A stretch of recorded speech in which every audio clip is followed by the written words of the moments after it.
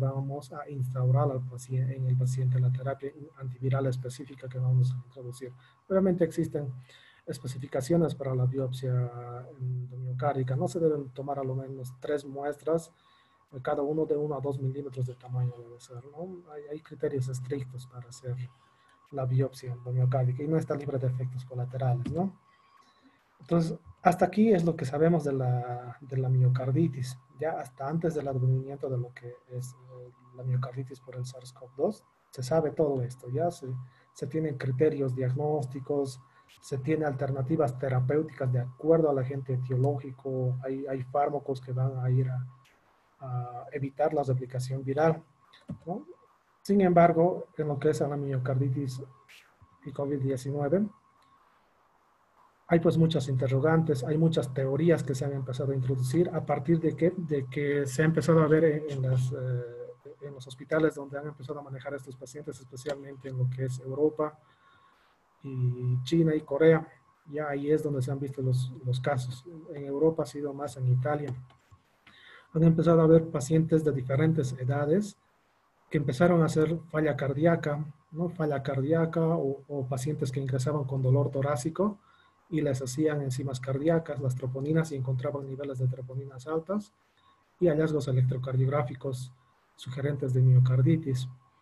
Entonces, otra complicación más que han ido a presentar, ¿no? Pacientes muy jóvenes.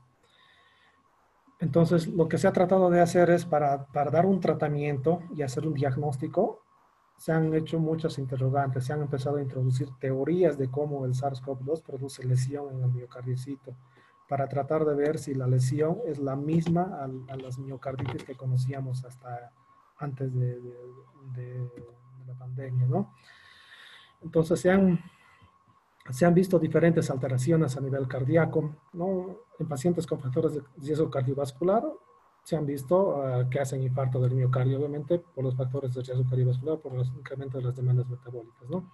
Pero se ha empezado a ver en gran cantidad injurias miocárdicas sin enfermedad arterial coronaria obstructiva, ¿no? Obviamente pacientes con dolor torácico, con alteraciones electrocardiográficas, les realizaban angiografías coronarias y se veían las arterias coronarias absolutamente normales, las arterias coronarias epicárdicas. Entonces empezaron a manejar teorías de por qué hacían injuria miocárdica. Se empezó a manejar teorías como la miocarditis, en la cual se cree que el virus puede producir una lesión citotóxica directa o mediada por la respuesta inmune innata o adquirida. Se ha manejado o se maneja todavía lo que es la teoría de la disgregación de las citoquinas, ¿no? En el que el exceso de concentración de interleucina 6 produce daño, ¿no? O también se maneja lo que es el estrés, la cardiomiopatía por estrés, como en el que existe una descarga adrenérgica excesiva, produciendo daño miocárdico, ¿no? Como el síndrome de Takotsubo. Se ha empezado a ver arritmias en estos pacientes, arritmias auriculares, arritmias ventriculares. Entonces han tratado de buscar la teoría de por qué se generan estas arritmias. Han empezado a ver pacientes que hicieron falla cardíaca o incluso shock cardiogénico, ¿no? Pacientes con complicaciones además graves. Entonces, también empezaron a ver que estos pacientes hacían desmanes pericárdicos. Aquí tenemos el pericardio visceral y el pericardio parietal. Este pericardio está con pericarditis, tiene una hiperrefringencia y el derrame pericárdico, ¿no? Aquí, este espacio pericárdico sabemos que es un espacio virtual, no es un espacio real, pero aquí vemos un derrame pericárdico. Entonces empezaron a encontrar desde derrame pericárdico, pericarditis o incluso pacientes con tamponade cardíaco, ¿no? Que es una situación crítica en el paciente. O también se empezaron a ver lo que son las complicaciones tromboembólicas, ¿no? Aquí se ve un coágulo en una rama de las arterias pulmonares. Entonces empezaron a manejar teorías para estudiar ya la injuria miocárdica. Se manejan bastantes teorías para ver cómo se produce la injuria miocárdica. Se vio que es más frecuente el daño miocárdico en los pacientes que tienen alguna cardiopatía previa. ¿Ya? Si tienen alguna enfermedad cardiovascular previa, están más susceptibles a realizar una injuria miocárdica. También se maneja la teoría de que pueda existir un daño microvascular en la microvasculatura miocárdica. Se maneja esta teoría, ¿no? De que puede haber una inflamación en los vasos pequeños o trombosis intracoronaria, ¿no? También se maneja bastante lo que es la cardiomiopatía inducida por estrés, ya como el síndrome de Takotsubo, en el que existe una liberación excesiva de vasopresores, ¿no? La tormenta de citoquinas. La tormenta de citoquinas también se maneja bastante esta teoría, ¿no? Considerando que puede producir un daño directo en el miocardio, ¿no? O también se maneja la teoría de que el virus SARS-CoV-2 pueda producir un daño directo en los miocardiocitos, como se conocía por los otros virus, no SARS-CoV-2, ¿no? Producen daño directo. Entonces, son teorías que se manejan. ¿No? Y en estos pacientes que hacen injuria miocárdica, en todos estos pacientes, hacen manifestaciones de bajo gasto cardíaco con hipotensión o shock cardiogénico, ¿no? O también hacen arritmias tanto ventriculares como auriculares. Entonces han tratado de buscar cuál es el mecanismo. Sabemos bien que existen estos receptores, los receptores de la enzima convertidora de angiotensina, ¿no? Sabemos por los estudios de fisiología que predominan en el epitelio alveolar pulmonar, en los neumocitos tipo 2, ¿no? Sin embargo, estos receptores también están presentes en los miocardiocitos, en la superficie de los miocardiocitos. Entonces se maneja la teoría de que el virus SARS-CoV-2 puede ir a fijarse a través de su proteína spike a estos receptores en los miocardiocitos, pero sabemos que necesita de estas proteínas serinas para que pueda ejercer su efecto, y se cree o se maneja la teoría de que el virus va a ingresar a través de estos receptores a los miocardiocitos y producir un efecto citotóxico directo, o también se maneja la teoría de que puede ser el daño mediado por anticuerpos. Es una teoría que se maneja ya. Entonces han empezado a introducir un poco más de teorías para ver cómo se produce el daño en el miocardio, cómo se produce la injuria miocárdica, de por qué estos pacientes hacen falla cardíaca, ¿no? Una de las teorías que se maneja bastante es el daño directo mediado por el receptor de la enzima convertidora de angiotensina, ¿no? En el cual este receptor incrementa la afinidad del SARS-CoV-2 hacia los miocardiocitos, llevando al daño miocárdico, ¿no? Otra teoría que se maneja bastante es la injuria inducida por hipoxia. Sabemos bien que los pacientes graves, las formas graves de lo que es el SARS-CoV-2, producen lesiones a nivel pulmonar, hacen hipoxias severas a estos pacientes, hipoxias severas, y la hipoxia severa pues desencadena lo que es el estrés oxidativo, ¿no? Desencadena el estrés oxidativo, y el estrés oxidativo va a tener como producto final la producción de radicales libres de oxígeno. Esos radicales libres de oxígeno van a producir lesión en la membrana celular, ¿no? Y produce injuria, ¿no? Acidosis intracelular en los miocardiocitos o daño de las mitocondrias de los miocardiocitos. Entonces se maneja también esta teoría inducida por la hipoxia.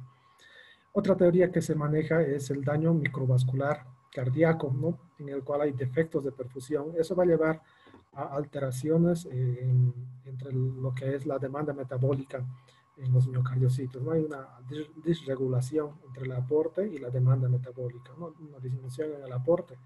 Y una disminución en el aporte de oxígeno al miocardio se traduce en injuria miocárdica, ¿no? Si hay disminución de aporte de lo que es oxígeno principalmente al miocardio, se repercute en daño miocárdico, ¿no? También el espasmo coronario, ¿no? El espasmo coronario también, ¿no? Son teorías. Otra teoría bastante manejada es el síndrome de respuesta inflamatoria sistémica que se produce en la infección por el SARS-CoV-2. Ya aquí se maneja bastante lo que es la tormenta de citoquinas, ¿no? Una alteración en la función de la respuesta inmune, una infección descontrolada que se produce en la fase pulmonar, en esa tercera fase que es muy temida en los pacientes, ¿no? Y está relacionado pues con lo que es un exceso de concentración de interleucina 6, interferón gamma, diferentes agentes proinflamatorios, citoquinas proinflamatorias. Se cree que todo esto produce también lesión en el miocardiocito. Ya, entonces hay muchas teorías que se están manejando, ¿no? Aquí, por ejemplo, nos representa en este gráfico la teoría muy manejada, el daño del miocardiocito mediado en forma directa por el virus, ¿ya? Que pueda producir una lesión citotóxica directamente en el miocardiocito o una lesión mediada a través de las citoquinas, ¿no? Las citoquinas van a ir a inducir a los linfocitos T, CD8, a producir un daño directo en los miocardiocitos. Entonces, esta teoría es bastante manejada, ya el daño directo por el virus y la mediada por la respuesta inmune. No se maneja bastante, son teorías, ya hasta aquí son teorías que se manejan. También se ha visto que estos pacientes hacen arritmias y las arritmias se han visto en fase aguda y en fase crónica de la infección por SARS-CoV-2. En fase aguda vamos a tener arritmias supraventriculares de predominio, ¿no? Estas arritmias supraventriculares de mayor frecuencia es la fibrilación auricular. Y obviamente sabemos que la fibrilación auricular es altamente trombogénica, produciendo los embolismos, ¿no? Entonces, una de las teorías que se maneja para estas arritmias en fase aguda es la injuria miocárdica directa. Ya la injuria miocárdica directa mediada por el receptor de la enzima convertidora de angiotensina 2 que está en la superficie de los miocardiocitos. Eso es una teoría que se maneja. Otra teoría que se maneja es la inflamación difusa, tanto en el pericardio que se produce en estos pacientes, va a producir derrames pericárdicos y la inflamación pericárdica que predisponga a lo que son las arritmias. Otra teoría que se maneja para el desarrollo o inicio o presentación de las arritmias en fase aguda es la isquemia microvascular. ¿Ya? La isquemia microvascular produce alteraciones en la función de la membrana de los miocardiocitos. Cuando los miocardiocitos sufren isquemia, son altamente arritmogénicos, ¿no? Es otra teoría. Y ya en la fase crónica hay dos teorías que se manejan, ¿no? Una de las teorías es una reacción inflamatoria mediada por la interleucina 6, que se libera en respuesta a la inflamación por el SARS-CoV-2. Esta interleucina 6 va a ir a producir una alteración en la placoglobin. Ya la placoglobin es una parte de las estructuras de unión de los desmosomas en el miocardiocito.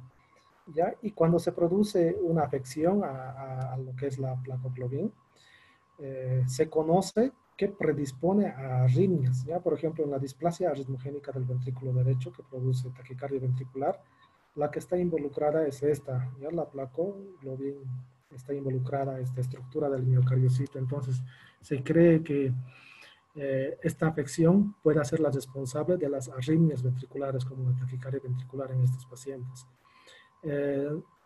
Otra teoría que se maneja es, en estos pacientes se ha visto que hay cicatrices en el miocardio, ¿ya? Y la cicatriz en el miocardio ventricular es pues arritmogénica por excelencia, ¿no? Predispone a lo que es la extrasistolia ventricular o taquicardia ventricular. Hasta aquí son puras teorías que se han ido manejando, ya teorías a partir de estas publicaciones que se han hecho en China, donde ha nacido, ¿no? Donde se tienen los casos índice. ¿No? Empezaron a ver que estos pacientes hacían injuria miocárdica y se manifestaba con falla cardíaca en estos pacientes y les hicieron troponinas, ¿no? Encontraron niveles de troponina I incrementados inicialmente en 41 pacientes, después ya en una población mayor, vieron cómo estos pacientes hacían injuria miocárdica aguda, manifestándose con shock cardiogénico, incluso arritmias hacían estos pacientes, ¿no? Y obviamente encontraron que habían niveles de troponinas altos que nos representa daño miocárdico, ¿no? Esto es en el SARS-CoV-2. Sabemos que estos coronavirus, tanto el SARS como el MERS, no se conocían daño miocárdico por estos, ¿ya? Por tanto, por el SARS, por el MERS, no se reportaron así daños miocárdicos como por el SARS-CoV-2. Entonces, como se empezó a ver mucho daño miocárdico, mucho paciente, especialmente los pacientes críticos, se empezó a ver cómo empezaron a hacer falla cardíaca rápidamente, ¿no? Hacían deterioros hemodinámicos muy rápidos, que se empezaron a hacer estudios para ver la fisiopatología de la miocarditis asociada al SARS-CoV-2. Como es una patología que produce complicaciones graves y alta mortalidad en los casos graves, entonces empezaron a haber reportes de casos. Ya habitualmente en medicina estamos acostumbrados a ver estudios con poblaciones grandes, ¿no? De otras patologías con poblaciones muy grandes, estudios controlados, ¿no? Pues en esto no tenemos reportes de casos y estos reportes de casos están empezando a sacar muchas cosas en el daño miocárdico por el SARS-CoV-2. Hay muchas cosas que han empezado a ver a través de estudios de resonancia, estudios de histopatología, incluso se ha podido detectar lesión en las membranas. Vamos a ver entonces los pocos estudios que tenemos, ¿no? Que nos están ayudando bastante. Este es uno de los primeros, fíjense, es un reporte de un caso de un paciente masculino de 20 años que acudió por dolor torácico y fiebre de una zona, obviamente, en la cual tenía un ascenso de infección por el SARS-CoV-2. Entre sus signos vitales de su ingreso a la emergencia, vieron una presión sistólica de 146, diastólica de 63, estaba taquicárdico al paciente, todavía con buena oxemia, con una saturación adecuada de 97%, paciente febril. Entonces, al encontrar al paciente con dolor torácico, entonces hicieron enzimas cardíacas, ¿no? Aquí tenemos le hicieron troponina I, la creatina fosfoginasa y su enzima MB, que es específica del miocárdico, y el NT-proBNP, ¿no? Que se libera en respuesta a dilatación de cavidades, ¿no? Estos nos muestran lesión de miocardiocitos. Entonces vieron a su ingreso como la troponina I, la forma cuantitativa, tenía una concentración de 0.5, casi 0.6 nanogramos, ¿no? Para un corte o valor de referencia de 0.04. Entonces, niveles incrementados, la creatina fosfoginasa MB también muy alta, ¿no? Entonces, estos biomarcadores nos dicen que hay daño en el miocardiocito, ¿no? Y además el NT-proBNP en 127, esto nos orienta que existe ya cierta sobrecarga de las cavidades. A este paciente le practicaron las mismas enzimas cardíacas al día siguiente de su ingreso y vean cómo la lesión miocárdica ha sido más difusa, ¿no? Esto se presenta por lo que es las troponinas, ¿no?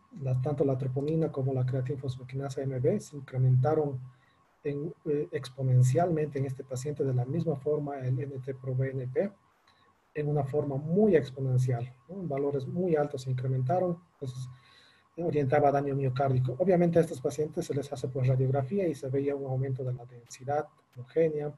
Entonces se les practicó tomografía y se ve en la región subpleural un aumento de la densidad con presencia de broncograma aéreo, que es imágenes que se ven en los pacientes con SARS-CoV-2. Entonces a este mismo paciente, sospechando que estaba cursando con una miocarditis, se le hizo la resonancia magnética.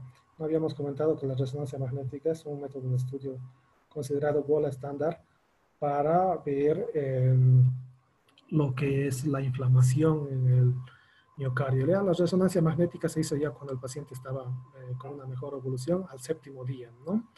Entonces, en lo que es el estudio de resonancia magnética para estudio de miocarditis, se utilizan diferentes métodos y fases, ¿ya? Esta es una fase inicial eh, que se denomina inversión-recuperación, en la cual se ve una inflamación del miocardio en este segmento, una inflamación epicárdica, ¿ya? Todo este segmento, en todo lo que es la pared lateral y la parte de la pared inferior. Esta es la pared anterior, el septum, y la pared inferior del ventrículo izquierdo. Estas últimas, tanto el B como el C, representan imágenes ya con gadolinio. Y les había mencionado que el gadolinio se va a ir a fijar a las zonas de miocardio que está inflamado. Ya es una fase en la cual ya está el gadolinio. Este segmento representa el miocardio lesionado, ¿no? Este segmento, todo lo que es la pared lateral y parte de la pared inferior muestra inflamación en el miocardio de este paciente, ¿no? Y en una última fase se ve cómo hace mayor realce el gadolinio, ¿no? El gadolinio entonces nos muestra las zonas de miocardio inflamado. Entonces con esto se hace diagnóstico de miocarditis en este paciente. Hubieron otros reportes ya con mayores pruebas en otra paciente, fíjense, joven, en la anterior, un paciente muy joven, en este caso, paciente de sexo femenino de 43 años, acudió por un cuadro clínico de 3 días con dolor torácico y disnea. Lo llamativo en este paciente es dolor torácico, ¿no? En sus signos vitales, 37,7 de temperatura, buena presión, no estaba taquicárdico, sin embargo ya se ve hipoxemia leve, ¿no? Aquí ya tenemos una hipoxemia leve. Entonces, por eso que a este paciente ya le pusieron un sistema de oxigenación, de aporte de oxígeno por un CPAP, ¿no? Le hicieron un hisopado y dio positivo para lo que es el SARS-CoV-2. Entonces, a todo paciente que ingresa siempre se le hace radiografía de tórax. En las radiografías vieron opacidades bilaterales y se le practicó una ecocardiografía, ¿no? Una ecocardiografía para tratar de ver si existe alteraciones en la contractilidad. Y la sorpresa fue que tenía una fracción de expulsión de 43%. En mujeres es considerado normal, 54% a 75% la fracción de expulsión. En este caso teníamos 43 y se vio alteraciones en la contractilidad, una hipocinesia en la pared inferior y lateral, ¿no? Hay una alteración en la contractilidad. Entonces, ante esto, mayores estudios le hicieron a la paciente. No tenemos un electrocardiograma en la cual se ve un supradesnivel en derivación V1, en V2 y también en lo que es ABR y cambios recíprocos en la derivación V4, V5, V6. Entonces, esto ayuda a sospechar una enfermedad arterial coronaria porque son muy localizaciones. Entonces, se hicieron más estudios para ver las coronarias. ¿Ya? En este paciente se practicó la tomografía, tanto para estudio de la ventana pulmonar como para estudio de las arterias coronarias. Entonces, en la ventana pulmonar se puede ver este infiltrado difuso periliar, ¿no? Que es característico de la neumonía por SARS-CoV-2. En las arterias coronarias no se encontró enfermedad arterial coronaria obstructiva en las arterias epicárdicas, ni en la descendente anterior, ni en la circunfleja, ni en la arteria coronaria derecha. ¿Ya? En esta paciente, a su ingreso, se vio como los niveles de la troponina T cuantitativa estaban muy incrementados, ¿no? En 135 para un corte en su laboratorio de menor a 14. Entonces, niveles de troponina muy altas. Y en la imagen de tomografía reconstruida en 3D en movimiento se ve esto. Entonces, este es el ventrículo izquierdo, la aurícula izquierda, la aorta. ¿Ya? Vamos a ver cómo existe una alteración en la contractilidad.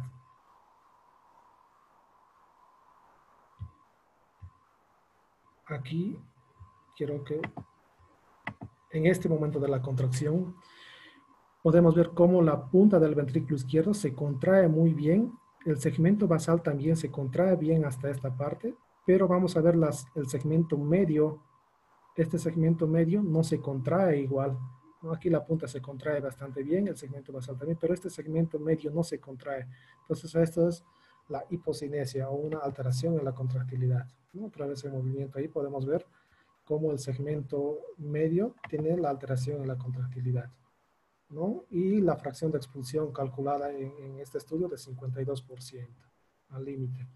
Entonces, en este paciente se realizaron más estudios para tratar de ver por qué hay esa hipoquinesia en el segmento medio del ventrículo izquierdo y se realizó tanto la resonancia magnética como la biopsia endomiocárdica, ¿no? Y en la resonancia magnética, eh, en una fase inicial, se vio cómo había una inflamación, ¿ya? Una inflamación en el miocardio, la cual mostraba datos indirectos de pseudo hipertrofia segmentaria, ¿ya? Y ya con imágenes con gadolinio se ve el realce tardío, cómo el gadolinio se va a ir a fijar a la zona subepicárdica del ventrículo izquierdo, ¿no? Y en fase tardía igual, todo este segmento es miocardio inflamado en la imagen de resonancia, ¿no? Y es la pared lateral, toda la pared lateral, la pared inferior y parte de la pared anterior, segmentos, ¿no?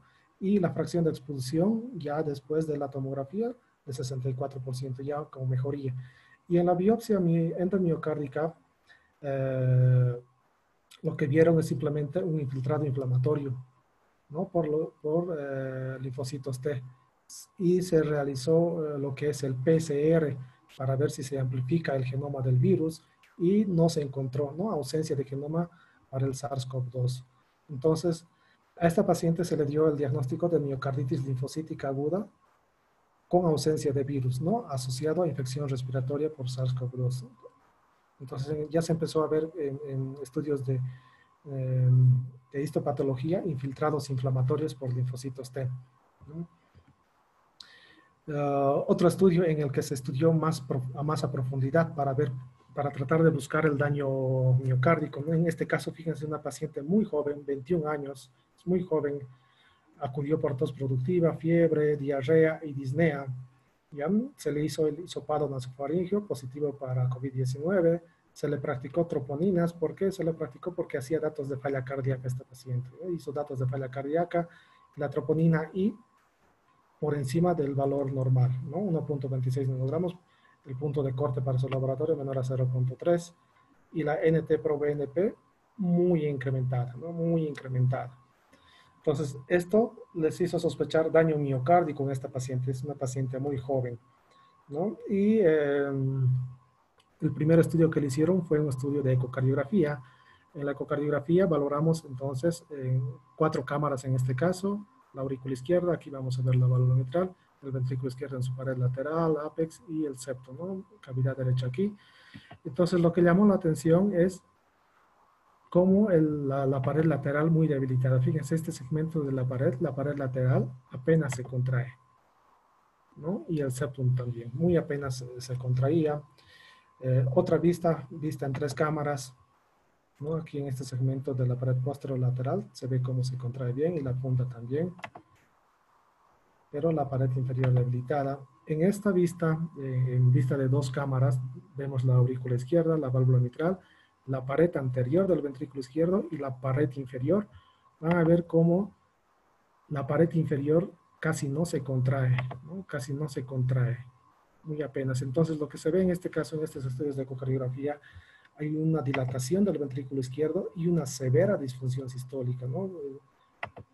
Viendo cómo apenas casi nada se mueve la pared inferior. En una paciente joven es pues muy raro encontrar esto, ¿no? Entonces se hizo la radiografía, ya en la ecocardiografía hemos visto cómo el ventrículo izquierdo está dilatado y en la radiografía pues una gran cardiomegalia, una gran cardiomegalia a predominio de cavidades izquierdas del ventrículo izquierdo y un infiltrado nodular, multinodular, tanto aquí en pulmón izquierdo como en el derecho, múltiples infiltrados, ¿no? En el electrocardiograma en esta paciente estaba en el ritmo sinusal, pero se ve extrasístoles ventriculares frecuentes, ¿no? Extrasístoles ventriculares, ¿no? Tenemos mucha extrasistolia ventricular frecuente en este paciente. Si tenemos una extrasístole ventricular en un trazo como este, que no representa más de 6-7 segundos, ya se considera extrasistolia ventricular frecuente. Se hizo estudio de tomografía para estudiar tanto arterias coronarias como para estudio del parénquima pulmonar. Y en el parénquima pulmonar se ve este infiltrado multinodular denominado como vidrio esmerilado y que afecta hacia la periferia, ¿no? Esa es la característica de la neumonía por el SARS-CoV-2. Entonces se veía una gran afección pulmonar y en lo que es las arterias coronarias, y en este caso interesaba ver la integridad de las arterias coronarias porque se veía alteraciones en la contractilidad en muchos segmentos del ventrículo izquierdo. Entonces tenemos la arteria coronaria derecha, está íntegra. Fíjense cómo está en el segmento proximal, segmento vertical y distal está íntegro, no se ve obstrucciones. De la misma forma en la arteria descendente anterior, este es el tronco de la coronaria izquierda, aquí está la circunfleja, esta es la descendente anterior, se ve cómo está íntegra, ¿no? Y a la arteria circunfleja, de la misma forma, se ve íntegra. Entonces, en esta paciente no se vio enfermedad arterial coronaria, además paciente joven, ¿no? No se vio enfermedad arterial coronaria que explique esas alteraciones en la contractilidad del ventrículo izquierdo. Posterior a eso se realiza estudio de resonancia magnética. La resonancia magnética da, pues, actualmente muchos parámetros, ¿no? Es el doble estándar para estudio de miocarditis y muchas otras patologías cardíacas. En la fase de inversión, recuperación, cuando está aún sin contraste, en todo lo que es la pared lateral del ventrículo izquierdo se ve gran inflamación. ¿Ya? Y ya en la fase de inversión, recuperación con gadolinio, se ve todo este segmento que está inflamado, ¿no? Está con miocarditis. El gadolinio se ha ido a fijar a todo este segmento. ¿Cómo podemos diferenciarnos? Fíjense, este segmento, la pared, el septum interventricular, se ve de este aspecto, ¿no? Más oscuro. Y el gadolinio, fíjense aquí cómo ha ido a fijarse a toda esta pared, tanto a la punta del ventrículo izquierdo, a la pared lateral del ventrículo izquierdo en su totalidad, en todo el espesor de su pared, el gadolinio se ha ido a fijar. Por lo tanto, eso nos dice que existe una inflamación del miocardio en todo este segmento, ¿no?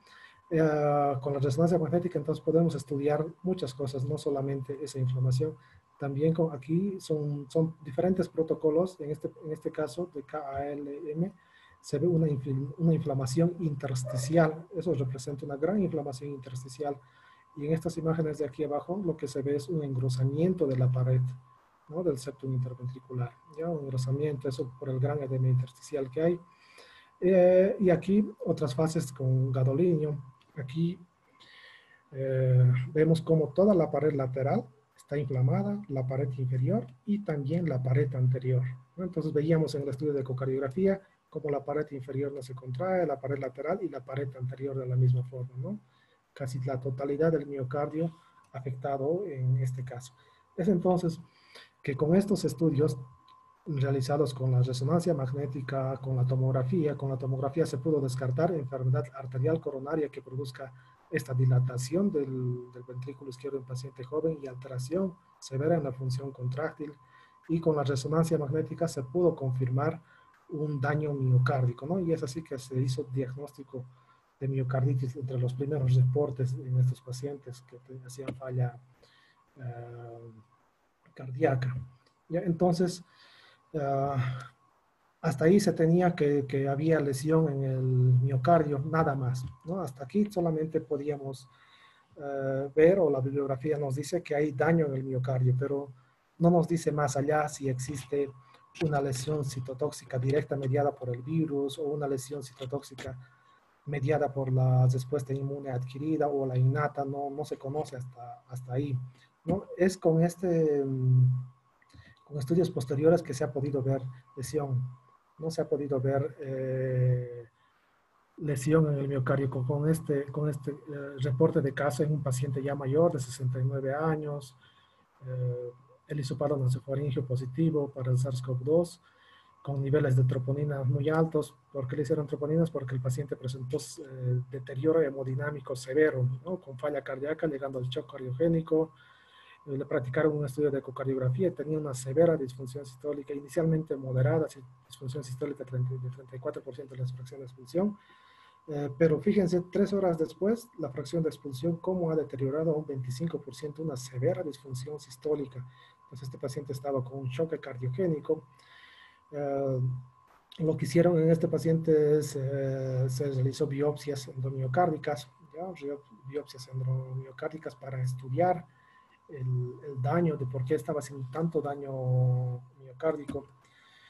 El paciente falleció, no está en el reporte del caso, fallecido el paciente. Entonces lo que se hizo es estudio de histopatología y amplificación clonal para ver el genoma del virus. ¿Ya? Este es un corte histológico, no soy experto en histología, no es mi área, pero lo que nos dice es, se encontraron lo siguiente: inflamación intersticial, gran inflamación intersticial, los macrófagos vacuolados y la presencia de daño de membranas y vacuolas citoplásmicas. Entonces, se vio gran inflamación intersticial y daño de membrana, ¿no? Lesión de membrana, ¿ya? Y también, ya viendo mayor estructura, se vio la presencia del virus, ¿no? La presencia del virus en el intersticio del miocardio, ¿no? En el intersticio, ¿no? Una gran cantidad de virus en el intersticio del miocardio, ¿no? Entonces hay presencia del virus en el miocardio, entonces eso nos ayuda a inferir a las teorías, ¿no? Las teorías que se manejaban. Entonces es probable que el miocardiocito sea dañado en forma directa por el virus, ¿no? Y se vio cómo había un daño intersticial y una pérdida de la integridad de la membrana citoplásmica. Entonces los miocardiocitos estaban muy dañados en su membrana, ¿no? Además se vieron otros daños en los miocardiocitos, una lisis de las miofibrilas, ¿no? Un daño miofibrilar. Entonces, cuando las miofibrilas están dañadas en el miocardiocito, pues la función contráctil está muy deteriorada, pierde su fuerza de contracción. Gotas de lípidos, pequeños vasos intramurales libres de vasculitis y trombosis. Se vio entonces que no había trombosis perivascular, ¿no? Ni daños de inflamación de la microvasculatura, ya en los los vasos intramurales. Sin embargo, no se observó hipertrofia de miocardiocitos ni cambios nucleares en el miocardiocito. ¿Ya? Entonces, esto nos orienta ya más a que hay un daño directo en el miocardiocito, en la membrana, y en lo que es las miofibrilas, ¿no?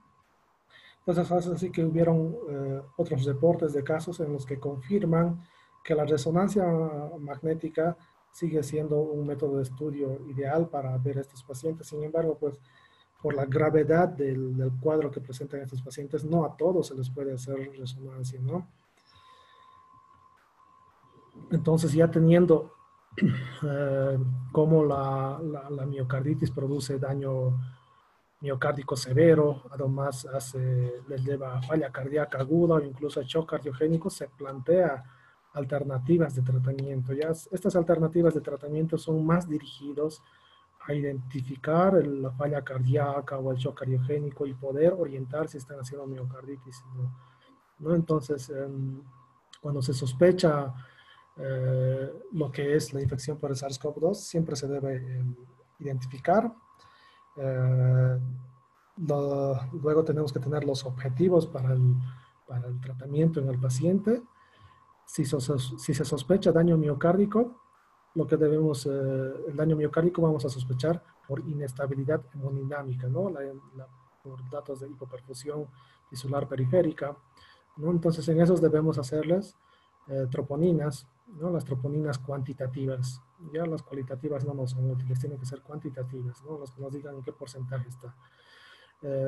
Si las troponinas salen negativas, entonces es más probable que se deba a la sepsis por el virus, ¿no? En estos pacientes continuar el monitoreo, pero si las troponinas no salen positivas, entonces en estos pacientes es muy probable que hagan deterioro hemodinámico, hagan inestabilidad hemodinámica, vayan al shock cardiogénico, desarrollen arritmias como taquicardia ventricular o fibrilación ventricular, que son ritmos de muerte, ¿no? Entonces, si tenemos todo esto, si tenemos las troponinas positivas, sabemos que pueden desarrollar esto, entonces debemos de considerar algunas alternativas de tratamientos, ¿no? Sugieren utilizar terapias anticitoquinas, ¿no? Terapias contra la interleucina 1, ¿no? Terapias antivirales.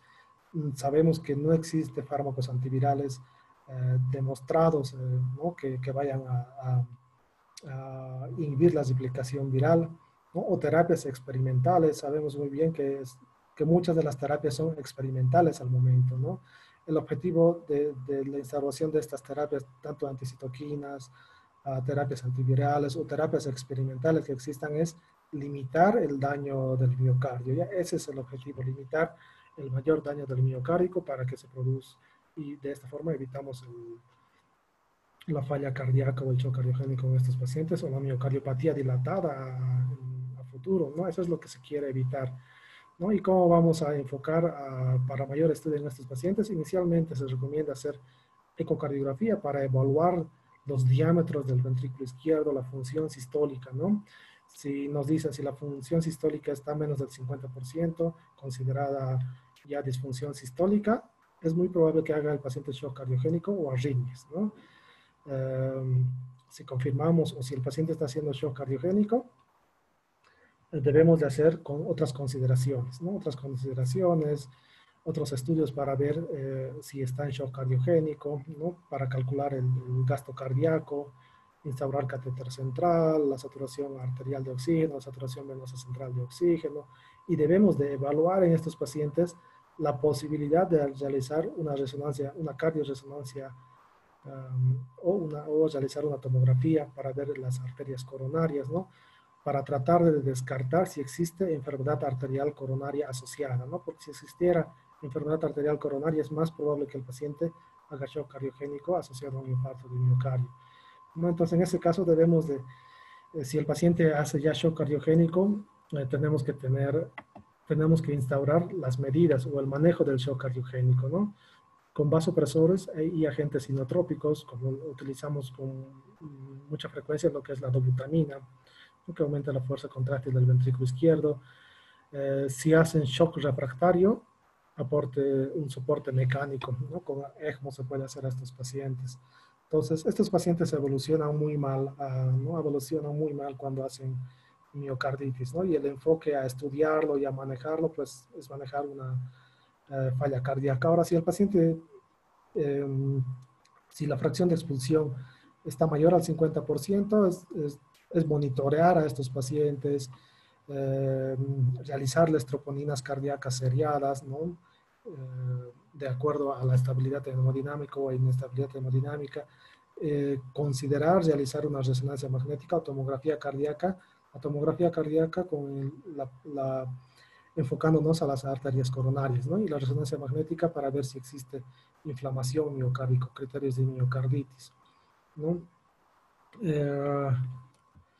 Otras alternativas de manejo, otras propuestas de manejo que nos hacen para lo que es el manejo de miocarditis en estos pacientes es, si sospechamos miocarditis por el SARS-CoV-2, debemos de considerar siempre que estos pacientes puedan hacer arritmias o puedan hacer shock cardiogénico o un shock distributivo mixto, ¿no? O pueden hacer falla cardíaca derecha, ¿no?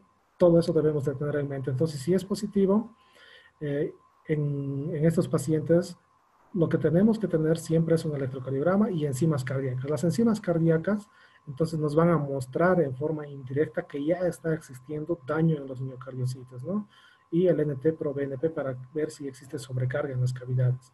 Obviamente deben acompañar los marcadores de inflamación como la proteína C reactiva, ¿no? Y a estos pacientes debemos de acompañarlos con un estudio, por lo menos, de ecocardiografía transtorácica, ya para ver los diámetros de las cavidades, para ver la fuerza contráctil. Si tenemos las troponinas cardíacas positivas y alteraciones en la contractilidad, entonces, dependiendo de la edad, si es un paciente joven y no tiene factores de riesgo cardiovascular, es más probable que sea miocarditis, ¿no?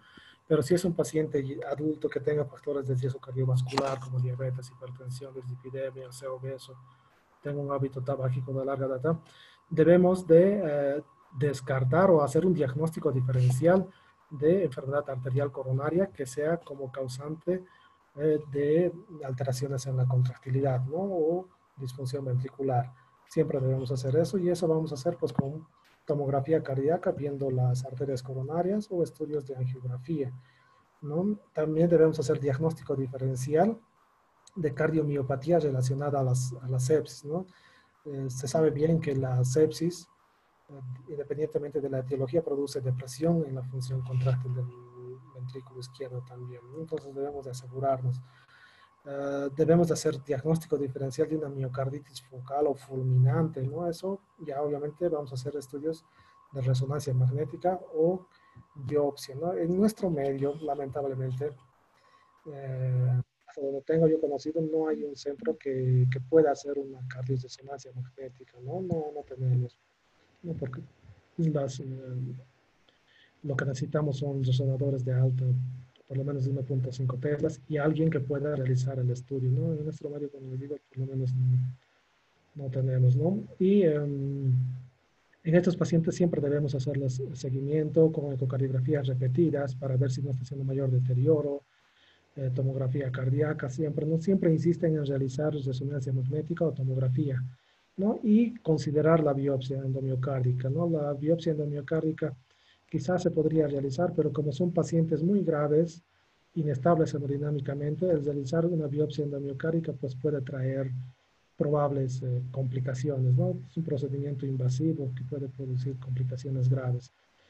En caso de de que encontremos tanto troponinas positivas como alteraciones en la contractilidad en la ecocardiografía o encontremos criterios diagnósticos como resonancia magnética para miocarditis, lo que nos recomiendan para el manejo son en estos pacientes evitar el tratamiento de la taquicardia sinusal. Si están en taquicardia sinusal, debemos evitar utilizar fármacos con efecto inotrópico negativo como beta bloqueadores o antagonistas de canales de calcio no dihidropiridínicos, ¿no? Debemos de evitar porque pues, la taquicardia en estos pacientes es un mecanismo.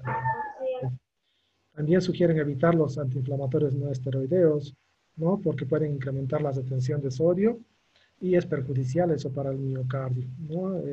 O además sabemos que los antiinflamatorios no esteroideos producen pues falla renal en estos pacientes, ¿no? Sugieren ¿no? evitar cuando tenemos sospecha de diabetes, digamos. Ahora, si el paciente está en falla cardíaca o shock cardioquímico, lo que se hace pues es instaurar el tratamiento de shock cardioquímico, ¿no? Con inotrópicos negativos y con vasopresores, ¿no? Dobutamina y noradrenalina es lo que más utilizamos. Eso es lo que debemos realizar. Hay pacientes que no responden a los inotrópicos, ¿no? Entonces ahí hay otras alternativas como la circulación extracorpórea.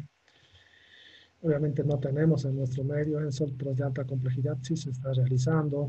Sugieren utilizar el tocilizumab, ¿no? El que inhibe la interleucina 6, que sugiere que eh, es el responsable del daño miocárdico. Entonces, utilizando estas antiinterleuquinas, podemos bloquear esa reacción inflamatoria en el miocardio, podemos evitar que exista destrucción en la membrana del miocardiocito y evitando que la miocarditis progrese y produzca mayor daño, ¿no? O la cardiopatía dilatada que se sabe que puede producir a la larga, ¿no? 3 meses después incluso, ¿no? También sugieren considerar esteroides, inmunoglobulinas. Son tratamientos que se están utilizando, ¿no? Para tratar de frenar, ¿no? Ahora, si estos pacientes hacen bradiarritmias, como ya sea bradicardia sinusal severa o bloqueos auriculoventriculares de tercer grado o segundo grado MOVIX 2 o bloqueos auriculoventriculares de alto grado. Entonces, también se sugiere instaurar un marcapaso temporal en estos pacientes, ¿no? Si hacen arritmias ventriculares, está en ver los cardiodesfibriladores si pueden ser útiles o los tratamientos antiarrítmicos que se conocen para manejar, ¿no? También se hace mucho énfasis en el QT prolongado, ¿no? Cuando el QT está prolongado, pues predispone a arritmias de muerte, ¿no? Como la taquicardia ventricular o fibrilación ventricular, especialmente la taquicardia ventricular. Entonces, lo que se considera en estos pacientes es siempre tener precaución con el QT, ¿no? Y evitar utilizar fármacos que prolongan aún más todavía el QT, como los macrólidos o la hidroxicloroquina, que se está utilizando bastante, ¿no? Entonces, tener cuidado con estos pacientes. Y siempre lo que sugieren es considerar la biopsia endomiocárdica, pero el realizar biopsia endomiocárdica en un paciente grave es a tener mucho cuidado, ¿no? Es un procedimiento no libre de efectos colaterales, ¿no? Bueno, eh, todo en cuanto puedo compartir en lo que hay a lo que es la miocarditis por SARS-CoV-2 y pues no pude dejar de compartir estas imágenes, ¿no? La querida Facultad de Medicina, el Alma Mater y esta es la biblioteca de la Universidad Nacional Autónoma de México. Bien. ¿Hay alguna pregunta, algún Bueno, comentario? bueno, doctor, le agradecemos por tan excelente presentación. Comentarles a todos los participantes que ya hemos habilitado el chat para que puedan mandar sus preguntas. Bueno, doctor, ¿puede dejar de compartir pantalla, por favor? Claro. Vamos a exponer ahora lo que es la palabra clave, por favor, estén atentos.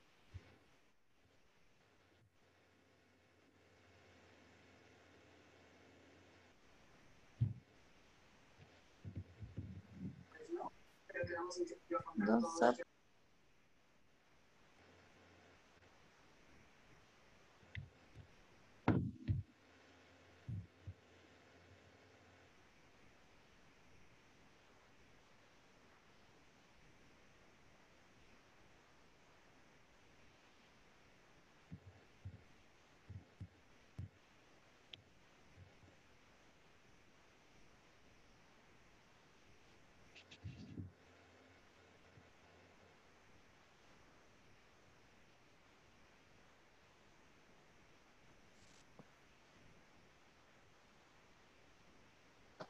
Injuria miocárdica.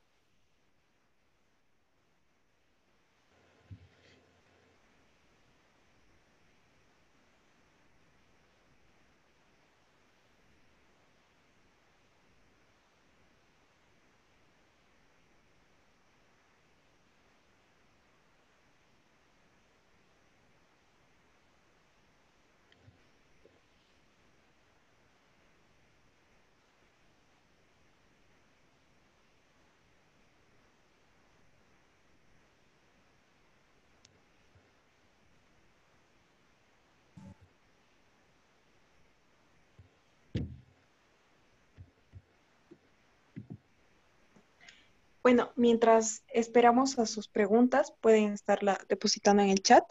También vamos a recepcionar las preguntas de YouTube. Les hago una invitación abierta. Ya lanzamos como revista científica una convocatoria para revisores externos que está dirigido como a todos los médicos con distintas especialidades, tanto clínicas o universitarias. En realidad estamos recibiendo de todas las áreas. Estas son las más solicitadas porque son las que más petición nos llega. También hacerles recuerdo que somos una revista científica de ciencia médica de estudiantes de medicina de la Facultad de Medicina Aurelio Meleán, con sede de Cochabamba, Universidad Mayor de San Simón. Los únicos requisitos son currículum vitae y una carta de compromiso al correo que se ve en pantalla.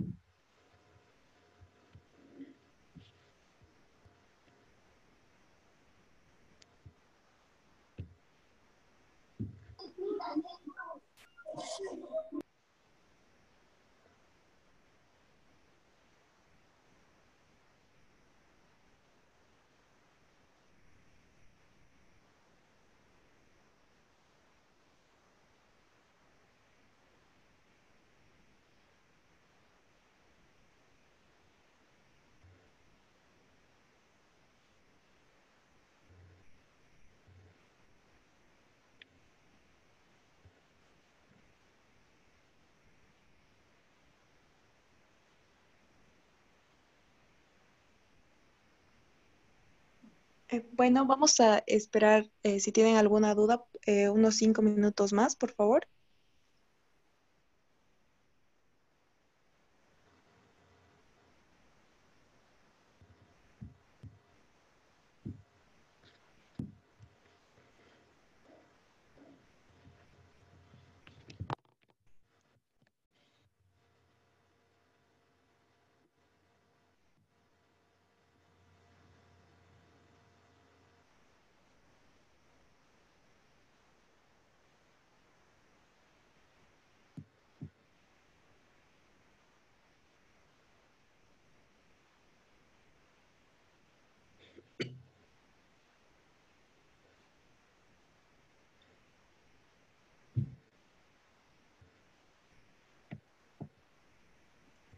Doctor, tenemos una pregunta de Armando Sí, Moreno.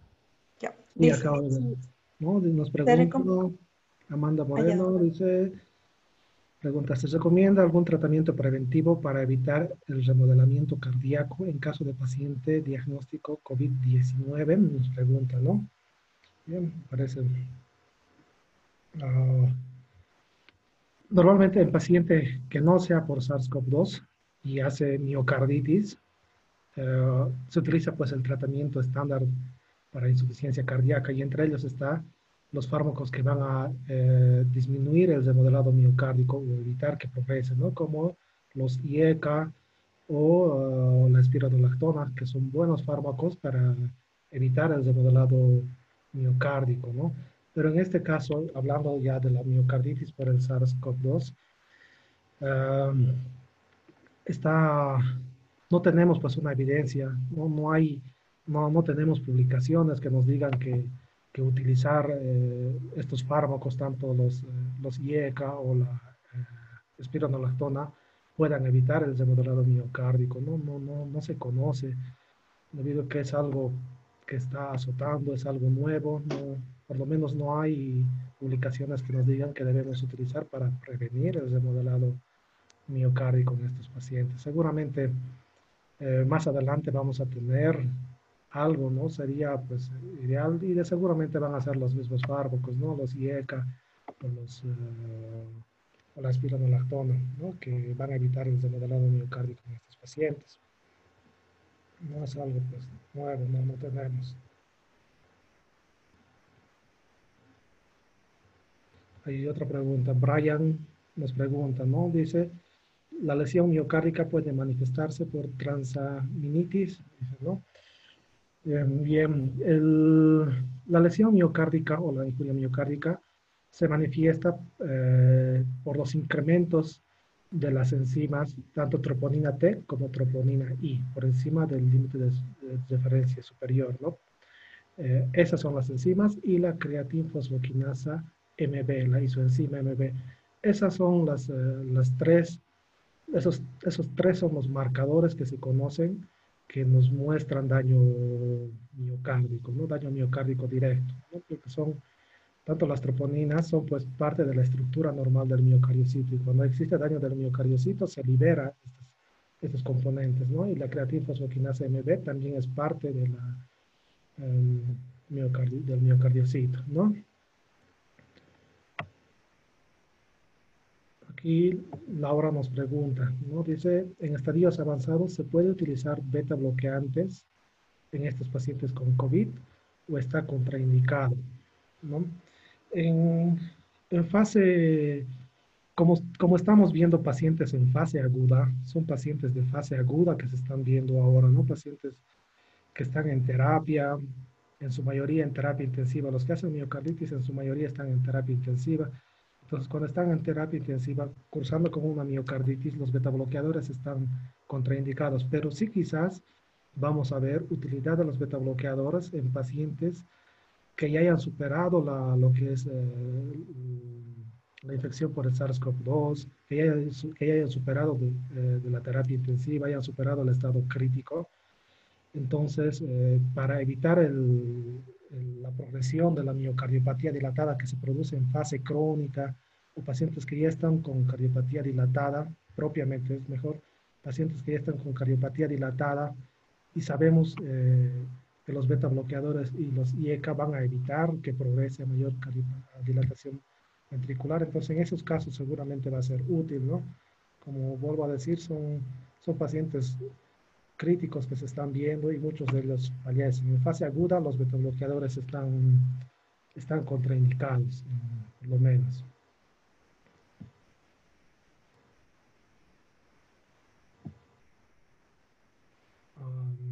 Nos pregunta Gunnar Aguilar, ¿no? Nos dice, ¿qué tratamiento haríamos si evidenciamos intervalo QT prolongado, si particularmente por uso de hidroxicloroquina o algún signo clínico? Si tenemos, si vamos a utilizar estos fármacos como hidroxicloroquina o los macrólidos, que sabemos que prolongan el QT, entonces lo que tenemos que hacer es ver el QT en el paciente, ¿no? Ver cómo está el QT. Si tiene un QT prolongado, de preferencia no hay que utilizar estos fármacos, ¿no? Porque vamos a predisponer a que el QT se prolongue aún más todavía y predisponemos pues a arritmias. El QT prolongado predispone a taquicardia ventricular y la taquicardia ventricular es un signo de muerte, ¿no? Entonces hay que evitar estos fármacos si tenemos evidencia de QT prolongado, ¿no? No se debe de utilizar hidroxicloroquina o los macrólidos, ¿no? ¿Y hay algún signo clínico, nos dice, de QT prolongado? Signo clínico de QT prolongado, no a menos que haga taquicardia ventricular, ¿no? El QT prolongado es electrocardiográfico, ya es electrocardiográfico puro, el signo clínico no.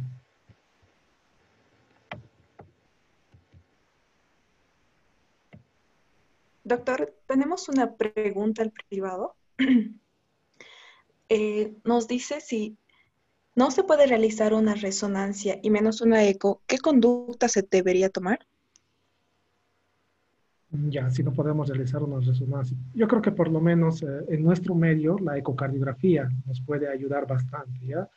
Ahora, si no tenemos disponibilidad de ecocardiografía y mucho menos resonancia en nuestro medio, pero sí tenemos troponinas, ¿no? Tenemos troponinas, por lo menos en todos los hospitales hay troponinas, pero tienen que ser las troponinas cuantitativas y las troponinas cuantitativas. Las cualitativas nos podría ayudar, tienen que ser cuantitativas, ¿no? O las EKMD.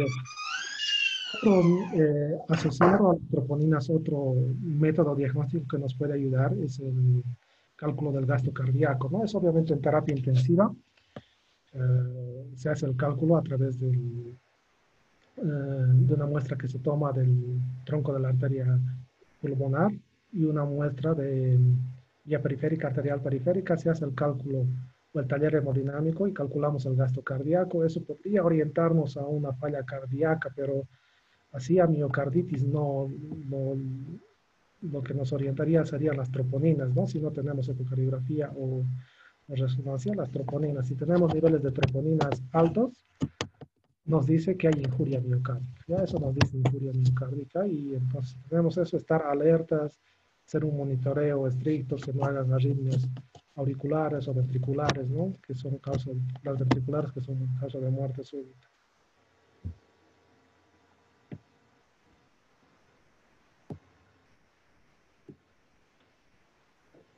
Bueno, doctor, creo que esas son todas las preguntas. Agradeciéndole al doctor el tiempo que nos dio para darnos una excelente ponencia. Eh, Recomendarles también a los participantes que ya hemos enviado el link de asistencia, por favor, la palabra clave también ya se dijo.